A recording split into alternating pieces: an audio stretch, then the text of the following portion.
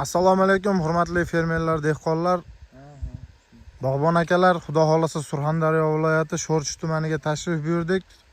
Tog'amizni fermer dala maydoniga. Tog'amiz Herboy Gold bilan Zellik Gold mahsulotimizdan foydalangan. Tog'a qancha 8 kun bo'ldi dedingiz sepilganiga. Bugun 14-may. Hurmatli o'rtoqlar, mana shu dala 16 gektarlik 87 nov ekilgan, xorijiy nov ekilgan paxta maydoni.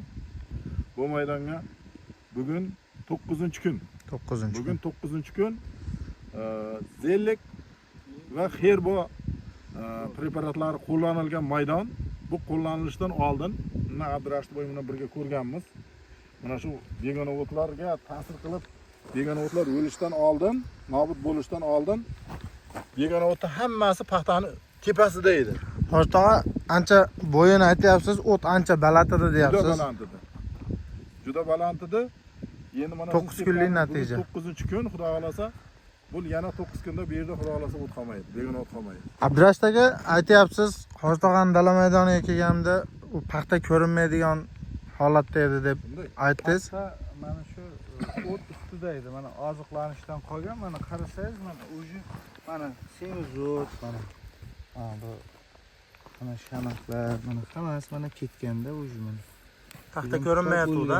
Paxtalar Mana begona o'tlar, mana shu begona o'tlar shu paytgacha agar o'sishda davom etganda, mana shu begona o'tlar paxtaning ustiga chiqib olish kerak edi. Mana shu begona o'tlar, buni tagida turibdi, mana. Tagida turgan, mana ta'sir qilgani uchun, shu dorining foydasi uchun mana tagida qolib turibdi. Buni paxta bo'y berib o'sib turibdi. Agar bo'lmaganda bu paxta unday o'smasdi bu. Ho'rtog'a qaysi fermer xo'jaligi bu? Sho'rchi tumani Dalvarzon hududi Umurzoq Oybek Ayyub fermer xo'jaligi. Umurzoq Ayyub fermer xo'jaligi. Ho'rtog'am akalar mana yoqda bug'doy dalasi ham bor ekan, juda ham chiroyli bo'lib mana tayyor bo'lib qolibdi. Hozir bug'doy dalada ham bitta video qilamiz. Ho'rtog'a 9 kunlik natijadan xudo xolasa ko'nglingiz to'lib xursandsiz. Ko'nglim to'q. Men o'zim shu zashtani boshlig'i bo'lib ishlaganman, o'simlar himoya qilish otryadining boshlig'i bo'lib ishlaganman.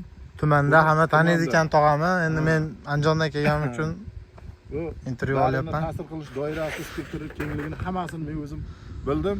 Bu dorida men ko'nglim to'q, xursandman. Boshqalarga ham tavsiya qilaman. Fermerlar qo'rqmay xudo xolasa ishlataveradi. Glifosat va boshqa dori deymiz, lekin men mana shu doridan ko'nglim to'qdi. To'ldi. Hech qanaqa masalam yo'q. Tuzumlarni ham qirib olib tashlabdi. Mana tuzumlar qo'ygan. Mana bu tomonda ham. Qotirib qo'ygan hammasini. Manaqalarni taylarni qizartirib bergan, mana ko'rishingiz mumkin.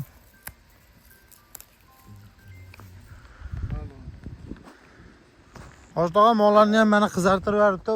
Bo'yi ancha balandlab ketardi 9-10 kunda agar bu holat ta'sir qilmaganda bu endi yo'qolishga keldi bu. Nobud bo'ladi endi xudo xolasa. Bu sepilgan payti ham shuncha edi.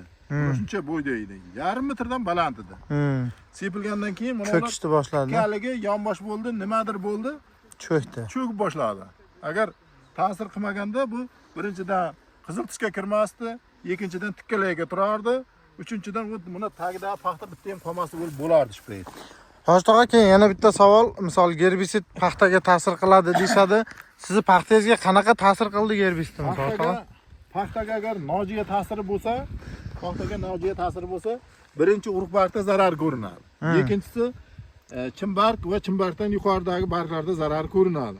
Keyin yangidan chiqib kelayotgan najr, yoshgina nihol barglarda ham darrov zararlaydi. Bu yerda umuman uni salbiy zararlangan holatini sezganingiz yo'q xudo xolasa. Salbiy ta'siri umuman bo'lgan yo'q budan. Akalar 1 litrdan Zellik Gold berilgan tog'amiz dala maydoniga. Herboy Goldimiz 350 grammdan berilgan. Shunday. Mana ko'rib turibsizlar, ana u yerda qizarib o'sib turganlar ham hammasi mana sap-sariq bo'lib kuyib ketgan, qizarib mana o'zi ko'rishingiz mumkin. U ketadi, anadan yerdan oziq olish jarayoni to'xtagan uni. Nobud bo'lish jarayonida xudo xolasa. Mana shu paxtalar ko'rinmasdi degan o'z ichida. Ho'rtog'am juda ham xursand, chunki Abdurashid aka kelganda o'tlar juda ham baland, paxta ko'rinmaydigan holda bo'lib, o'rmon bo'lib ketadi bu. Chakalak zarib ketadi. Chakalazor mana shunaqa bo'lib chiroyli paxta holatiga kelibdi. Akalar bemalol Herboy Golddan, Zellik Golddan foydalanaverasizlar. Herboy Goldning natijasini mana ko'rib turibsizlar. Mollar ham qizarib ketgan mana. Hoji tog'a, ma'lumotlar uchun rahmat fermerlarga. Sizlarga ham rahmat. Juda chiroyli Yetkazib maslahatlarni beruvchilarga, berdingiz. Mana shu fermadagi o'g'dalamiz Musha Abdurashidov o'zi ham teng shu maslahatlashib, hamma fermer bilan maslahatlashib, kelib Ishlaydi. dalaga ko'rib, diagnozini qo'yib, Keyin dori. birga ishlaydi fermer bilan. O tavakkal osmondan borib shu dorini sep demaydi. Mutaxassis bo'lgani shu bizga ikkinchi tomondan foydasi, nafi shu.